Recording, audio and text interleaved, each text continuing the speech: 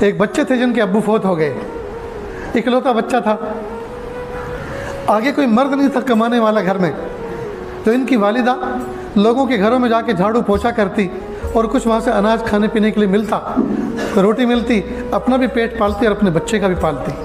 لیکن جب یہ پلٹ کے کام کر کے آتی تو دیکھتی بچہ محلے کے بچوں کے ساتھ مٹی میں کھیل رہا ہے، سوچتی جو کمانے والا تھا وہ تو چلا گیا اللہ کی رحمت میں قبرستان، اب کمانے کی ذمہ داری میرے ذمہ آ گئی، اب اس بچے کی تربیت کیسے ہوگی؟ بہت سوچا، اللہ سے دعا کی۔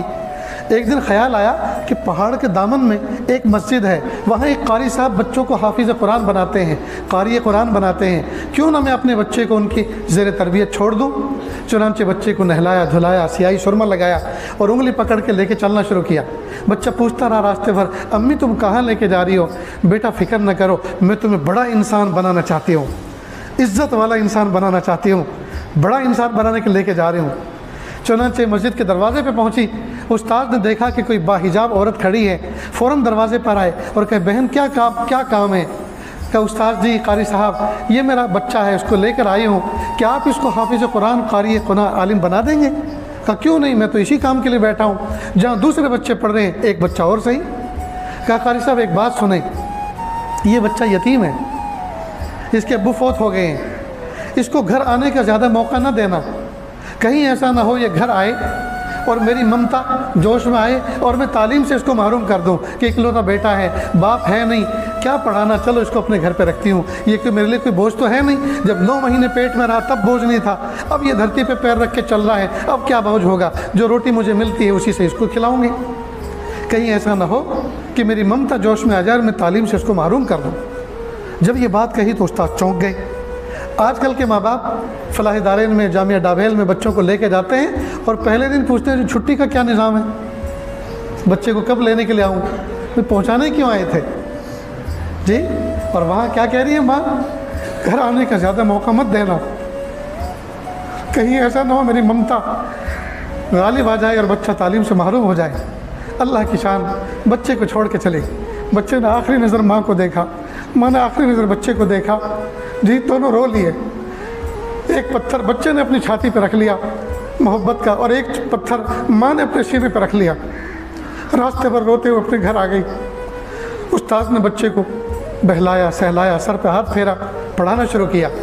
معصوم بچہ، ٹوٹا ہوا دل، اللہ کی رحمتیں اس کے دل پہ ہر وقت چھم چھم برستی تھی، دعائیں مانگتا تھا، نمازیں پڑھتا تھا، محبتوں سے پڑھتا تھا۔ ایک لمبا وقت گزرا، ایک دن اس کی دل کے اندر ماں کی ممتا جاگ اٹھی۔ جمعرات کا دن تھا، مدارس دنیا میں اکثر جمعرات کے دن چھٹی ہوتی ہے، جمعہ کے دن، تو وہ بچہ استاد کے پاس آیا اور کہا استاد جی مجھے میری والدہ یاد آ گئی، آج مجھے ان کو دیکھنے کو دل کر رہا ہے، پلیز آپ مجھے چھٹی دیجیے۔ اب استاد کو بات یاد آئی کہ ماں نے تو یہ کہا تھا چھٹی گھر آنے کا زیادہ موقع مت دینا، تو استاد نے ایک بہانہ تراشا، کہا بیٹا گھر جانا چاہ رہے ہو؟ جی امی کی خدمت میں جانا چاہتا ہوں، امی کی زیارت کر کے آنا چاہتا ہوں۔ کہا اتنا سبق سنا دو تو پھر ہم آپ کی چھٹی کر دیں گے، اور سبق کی مقدار زیادہ دے دی۔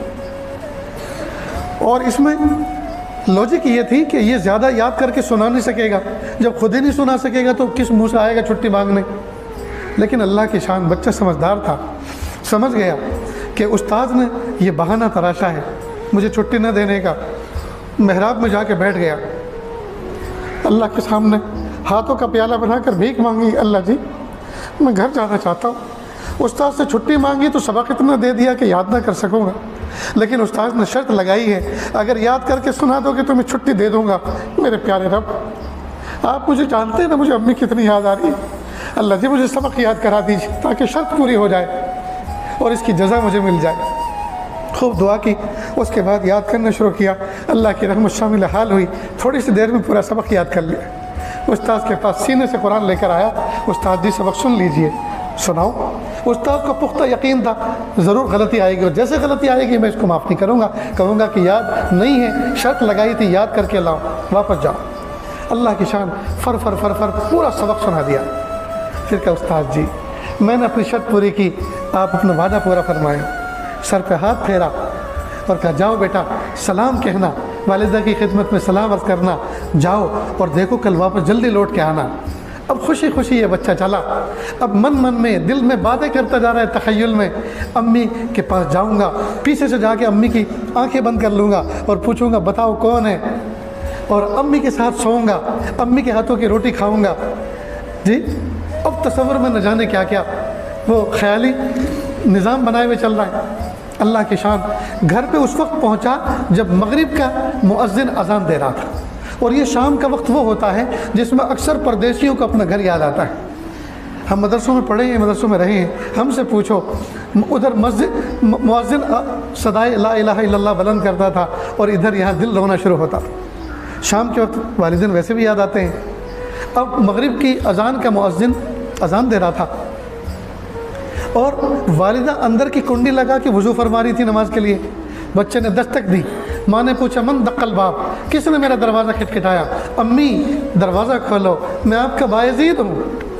ماں فوراً، ماں کو کھٹکا لگا، ماں کو ایک دھڑکا لگا کہ اوہو لگتا یہ ہے بچہ مدرسہ چھوڑ کے فرار ہو کر آ گیا ہے۔ تو ماں نے بدلے ہوئے انداز میں غصے میں کہا میرا بھی ایک بایزید تھا، میں نے تو اس کو نیکوکار بننے کے لیے، بڑا پرہیزگار بننے کے لیے ایک استاد کی خدمت میں زیر نگرانی مدرسے میں مسجد میں رکھا ہوا ہے، چھوڑا ہوا ہے۔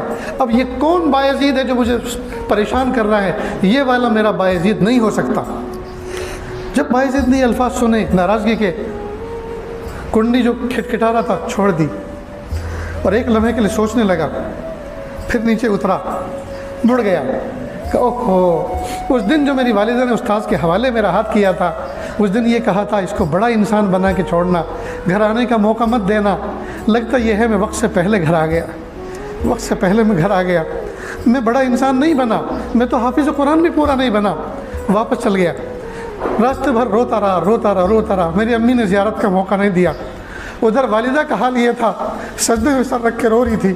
پیارے اللہ، اس وقت تو آدمی اپنے دشمن کے لیے بھی دروازہ کھول دیتا ہے، اگر دشمن بھی سر شام کھٹکھٹائے اس کے لیے بھی دروازہ کھول دیتا۔ یہ تو میرا لخت جگر تھا، یہ تو میرے دل کا ٹکڑا تھا، اور میں نے اس کو، اور یتیم تھا، اور بہت دن سے میں نے اس کو دیکھا بھی نہیں تھا، یہ بھی تڑپ رہا تھا اور میں بھی تڑپ رہی تھی۔ لیکن میرے پیارے اللہ، میں آپ کے راستے میں کیا چیز قربان کروں؟ میں نے اپنے جذبات کی قربانی پیش کی، اللہ ان کو قبول کر دیجیے۔